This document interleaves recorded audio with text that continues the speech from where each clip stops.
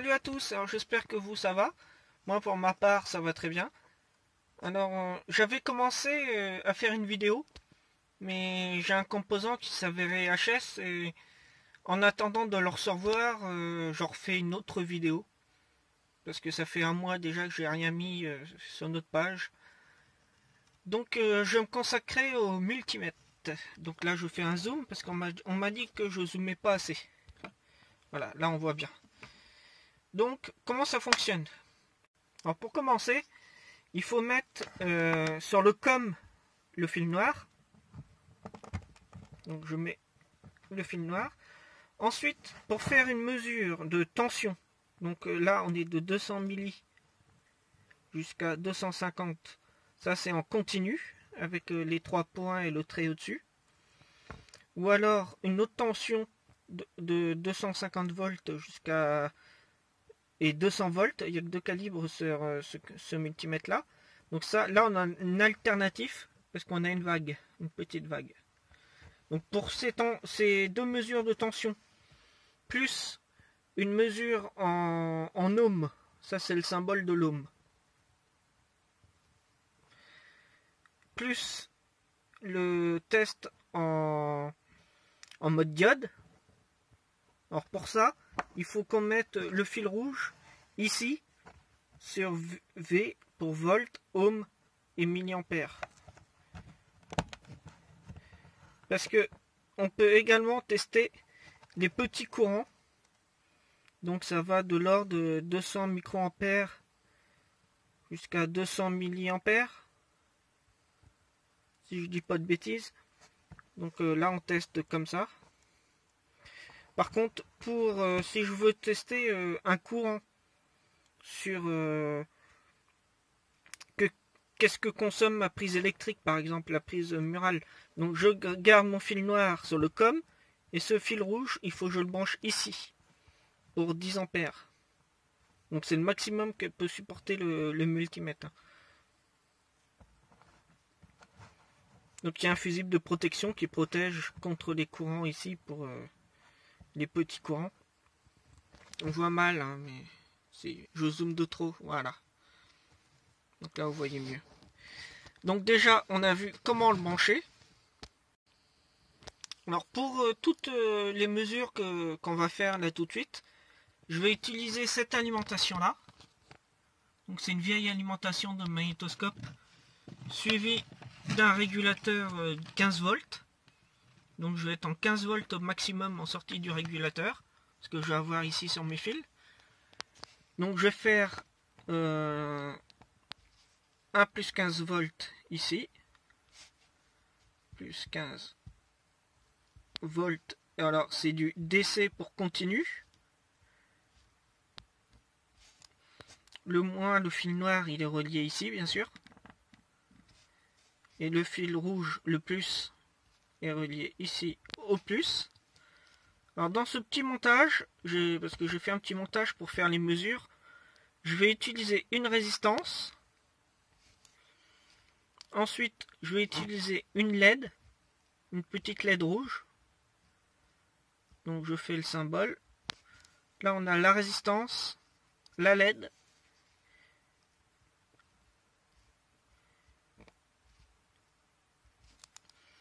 Alors, cette borne là et cette borne là sont reliées. Alors pour faire les mesures plus facilement, j'ai soudé un fil directement sur le moins, donc sur la masse. Donc comme ça va être beaucoup plus facile. Je vais mettre sous tension déjà le plus 15 volts et ensuite mon petit montage que j'ai fait pour vous. Donc je l'ai branché comme ceci. Donc je mets sous tension. Voilà, ça c'est le montage, donc ça fonctionne très bien. Donc je réteins parce que tout de suite on n'a pas encore trop besoin. Alors pour commencer, je vais mesurer la tension continue. Donc je sais que mon alimentation c'est 15 volts maximum. Donc je vais prendre le calibre 20 volts. Qui est juste ici, 20 volts. Donc continue. mes fils sont bien branchés. Je mets sous tension. J'ai relié mon fil noir du multimètre ici à la masse. Donc je mesure déjà la tension que j'ai. Donc je mets mon fil rouge sur et j'ai 15 volts 79. Donc j'ai un régulateur de 15 volts, c'est tout à fait correct. Donc ici, j'ai plus 15 volts. Ensuite, j'ai une résistance. Donc la résistance qui est ici, suivie de la LED. Donc je vais mesurer la tension directement aux bornes de la LED. Donc je me mets ici. Alors je mets ma pointe de touche. Et j'ai 2 volts 53. Ce qui est très correct. Hein. On calcule en général 2,2 volts. Donc c'est vraiment très correct. Donc en fait compte, ma résistance permet de faire le 15 volts moins les 2,50 volts que consomme ma LED. Donc ça se trouve aux bornes de la résistance, la différence de tension. On a plus de 10 volts hein, de tension ici. Donc ça, c'est pour la mesure tension continue. Donc j'arrête là. Ensuite, on a mesure de la résistance. Alors ça va du calibre 200 ohms jusqu'au calibre 2 mégaohms. Alors pour faire la mesure de cette résistance, je vais mettre mon calibre.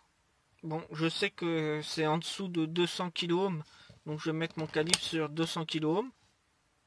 C'est le plus grand calibre à chaque fois. Donc ici, pour le test tension continue, ça va faire le circuit branché et sous tension. Par contre, pour mesurer la résistance ou après la diode, ça c'est à faire avec l'électronique débranchée. Donc pas branché au secteur ni rien. Donc je prends mes deux pointes de touche. Hein. Là je triche. Pour avoir qu'une seule main avec une seule pointe de touche, j'ai mis un grip-fil que j'ai relié à la borne noire de mon multimètre, donc cette borne là. Donc je vais venir mettre ma pointe de touche sur la patte de la résistance. Alors bien sûr je ne vois rien avec en filmant, voilà. Donc j'ai ma résistance et ma pointe de touche comme ceci. Donc je regarde mon multimètre. Je suis à 9,9. Donc je peux descendre mon calibre si je veux avoir un peu plus de précision. Parce que 9,9 ça se trouve en dessous de 20. Donc je remets ma pointe de touche. Et je suis à 9,95 kOhm. Donc en fin de compte j'ai utilisé une résistance de 10 kOhm. Dans la série, alors si je dis pas de conneries c'est E24. Si je dis pas de conneries, ou série E12. Enfin bref, c'est pas utile pour cette vidéo. Donc là, je mesurais la résistance. Donc je vais m'arrêter au calibre 20 kOhm parce que si je mets en dessous de 20 kg, j'ai le calibre 2 kg. Et 2 kg, c'est le maximum que le multimètre peut supporter. Donc en fin de compte, je vais le faire quand même. Je me mets sur 2K. Je mets ma pointe de touche sur la résistance. Et bien sûr, le multimètre ne peut pas afficher la valeur. Parce que la valeur, c'est 10 kOhm, donc c'est calibre 20 kg. Ensuite, ici, c'est mal représenté. À la place de ce symbole-là, c'est le bip bip. Hein. Vous savez, quand vous mettez les deux pointes de touche ensemble. À la place de ce symbole-là, ils auraient dû mettre également ce symbole-ci de la diode. Vous voyez, vous avez un trait, c'est la cathode, et l'autre trait, c'est l'anode. Alors ce qu'il y a de bien avec quand je me mets en mode diode, alors là il est sur bip bip, alors je vais toucher mes deux pointes de touche, et ça bip. Donc ça c'est normal. Donc là je vais inverser. Pour savoir si une LED fonctionne, donc je peux le faire en mode diode, comme on a fait. Donc ici, j'ai ma pointe de touche noire, et vu que c'est la masse, donc je remets la pointe de touche noire.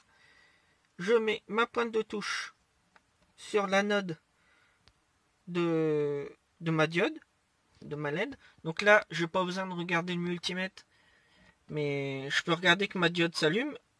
Hop, je remets la diode s'allume. Donc là, je peux vérifier que ma LED est bien allumée. Alors j'ai dit diode parce que c'est en fait une LED ou une DEL, D-E-L ou L-E-D. Alors ça veut dire diode pour D, électro pour E et luminescente pour L.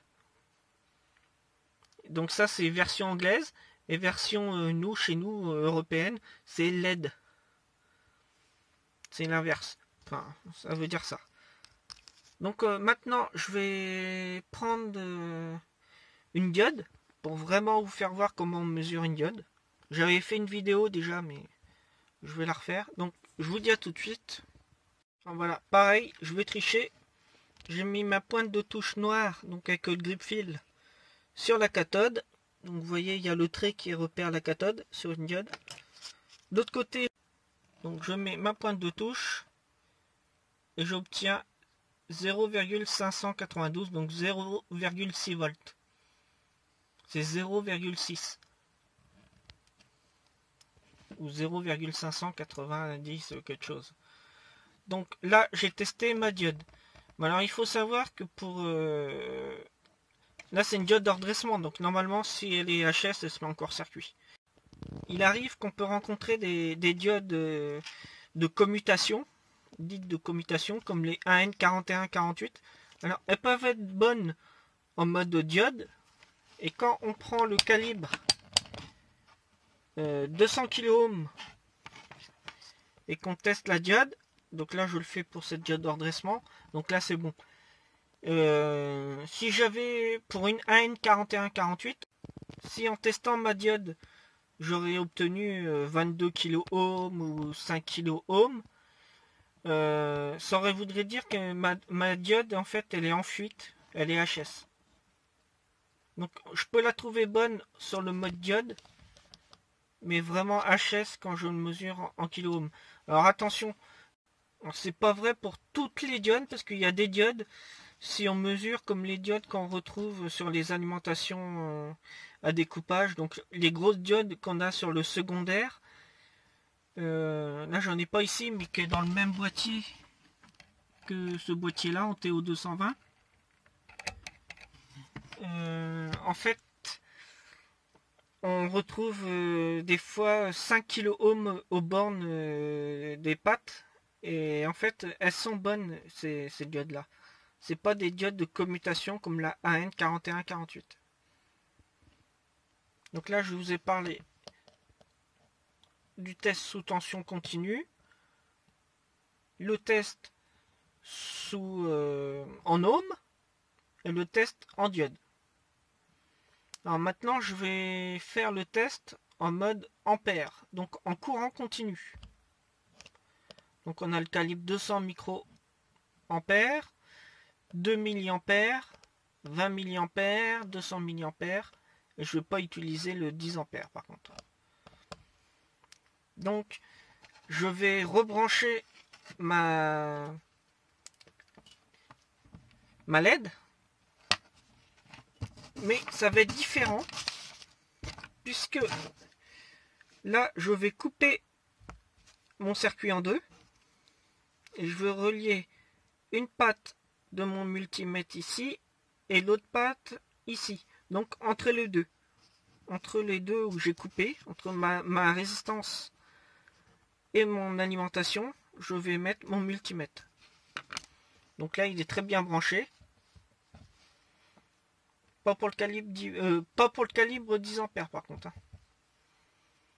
Donc là, alors je vais encore une fois tricher parce que je connais le courant qui est traversé par mon montage. On est de l'ordre de 20 milliampères en général pour une petite LED comme ça rouge. Toutes les LED n'ont pas la même valeur pour IF. IF c'est le courant consommé de la LED. C'est 20 milliampères en général.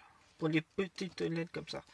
Donc je vais mettre mon calibre de multimètre sur 200 milliampères, donc mon calibre le plus grand que je peux utiliser ici sur ma borne. Alors maintenant pour les branchements, alors, moi j'ai utilisé que des grip fils, c'est beaucoup plus simple pour faire les branchements. Donc en fait comment on le branche? Alors le fil rouge qui est ici, je le relie sur le plus 15 volts de l'alimentation, et mon fil noir, donc l'autre fil qui est ici sur la borne COM, je le relie sur la borne de la résistance, donc comme j'ai fait ici. Vous voyez. Alors là, j'ai utilisé une 10 kΩ, mais normalement c'est pas la valeur qu'on met pour la résistance, parce qu'on est sur du 15 volts, donc je devrais être aux alentours de plutôt 1 kΩ, sauf que là j'ai mis 10 kΩ, donc c'est 10 fois plus. Et c'est pour ça que mon courant ne va pas être de 20 mA consommé par la LED. J'ai triché. C'était exprès pour que vous ne sachiez pas la valeur de la résistance. Donc je mets sous tension. Et voici ce que j'obtiens. Je suis à 1,3 mA en courant continu. Donc pour avoir plus de précision, je peux monter sur le calibre 20 mA, même le calibre 2 mA. Et je suis à 1,324 mA. Donc c'est vraiment très très peu. C'est à cause de la résistance de 10 kΩ que j'ai mis ici. Voici le pourquoi. Si j'avais mis une résistance de 1 kΩ, je serais plus que 10 fois plus, je serais pas loin de 20 mA. Donc voilà. Donc là, je vous ai fait un peu toutes les mesures qu'on peut faire sur le multimètre. Alors maintenant, il reste la tension alternative. Donc c'est pareil, on va la faire. Donc je redébranche tout ça. On voit pas très bien, hein. Enfin c'est pas très propre la carte en fait, c'est la poussière. Donc les mesures alternatives, je vais les faire avec vous sur un des secondaires du transformateur que j'ai ici. Donc là, j'ai mis mon fil noir sur cette borne là, où j'ai mon doigt. Donc on est ici. Et maintenant, avec mon multimètre, je vais mesurer de l'autre côté, donc sur cette borne ici. Donc fil noir, hein. Je me suis mis sur le plus petit calibre, c'est du 200 volts alternative. Donc je mets sous tension. Voilà. Donc, ensuite je viens avec ma pointe de touche sur la bobine et je suis à 38 volts alternatif. Vous voyez que j'ai beaucoup. Hein. Sur l'autre patte, donc l'autre bobine, j'ai du 7,9 volts alternatif. Donc 8 volts alternatif. Donc alternatif, c'est la petite vague qui est ici. Donc là, je fais un peu toutes les fonctions de mon multimètre, sauf le HFE, c'est pour tester les transistors avec émetteur, collecteur, base. Donc on met le petit transistor dedans, suivant si c'est un NPN ou un PNP, et puis ça donne la valeur. J'utilise jamais. Hein. Moi, j'utilise que les calibres que je vous ai fait voir, donc le mode diode, résistance, tension continue et tension alternative. Donc voilà, c'est une toute petite vidéo. Il a fallu que je trouve de quoi vous faire une petite vidéo intermédiaire en attendant l'autre vidéo que j'ai déjà commencé à tourner. Et malheureusement, il y avait un circuit qui était HS et je n'ai pas pu continuer. Alors c'est pas moi qui l'ai claqué, c'est un circuit que j'ai récupéré sur une carte qui était dans les cartes à récupération, quoi. Et je voulais faire des mesures avec vous pour vous faire voir comment que le circuit fonctionne en fait. Donc j'en ai dit un peu de trop là déjà. Donc vous pouvez vous amuser. Alors ce que j'ai fait en tension alternative, donc ici sur le calibre 200 volts. Si vous voulez mesurer la tension secteur chez vous de la prise électrique, il faut se mettre en calibre 250 volts. et mettre les deux pointes de touche comme ceci dans la prise électrique. Une de chaque côté, bien sûr. Et ça, c'est à faire sous tension. C'est comme le tension continue et tension alternative. Donc bien différencier les deux, c'est pas la même chose. Et c'est pas pareil suivant où on se trouve. Comme là, sur les secondaires que j'ai ici du transformateur, je ne le fais que en alternatif, AC. Les tensions continues que je vais mesurer, c'est après le pont de diode, qui est fait par des diodes. Le pont de diode fait par des diodes, oui. Donc c'est une très vieille alimentation de magnétoscope que j'ai récupéré et je m'en sers pour... bon, déjà pour avoir un plus 15 volts et puis pour avoir d'autres tensions que j'ai dessus. Vous voyez, la récupération ça a du bon parce que ça permet de faire des petites vidéos. Donc voilà, j'espère que vous en aurez appris suffisamment sur le multimètre, sur l'utilisation. Donc quand je suis sur le forum Triac à faire et que vous avez un souci et qu'on vous demande de faire une mesure, c'est exactement pareil, sauf que c'est pas la même carte, c'est pas le même circuit, ni rien, mais c'est exactement pareil. Il y a les résistances, les diodes, les mesures continues de tension et mesures de tension alternatives, mais ça on le fait jamais. La majorité des cas c'est tension continue et puis résistance et diode. C'est ce qu'on utilise le plus. Donc voilà, j'espère que cette vidéo vous aura plu. Je vous dis à la prochaine pour une autre vidéo. Et qui, j'espère, ça sera vraiment celle que j'ai commencé à tourner. Parce que j'ai passé beaucoup d'heures pour la faire. Donc voilà, je vous dis à la prochaine. Salut!